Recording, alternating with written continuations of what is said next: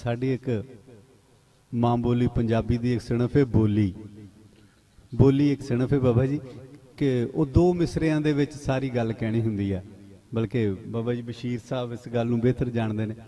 तो एक बोली बाबा जी अर्ज करना कि दो हंझुआं च डुब के मोया, दो हंझुआं च डुब के मोया ते बहुता सी तराक बनदा। दो हंझुआं च डुब के मोया, दो हंझुआं च डुब के मोया ते बहुता सी तराक बनदा। ते मुल्लां कन्न च अजान जदों आखी, मुल्लां कन्न च अजान जदों आखी ते उमरां दी कैद बोल गई, क्योंकि वो मोमन लई कैद खाना है। मुल्लां कन्न च अजान जदों आखी ते उमरां दी कैद बोल गई। सानू कैद चों रिहाइयां मिलियां, सानू कैद चों रिहाइयां मिलियां, मसीतां च ऐलान हो गए। सानू कैद चों रिहाइयां मिलियां, सानू कैद चों रिहाइयां मिलियां, मसीतां च ऐलान हो गए।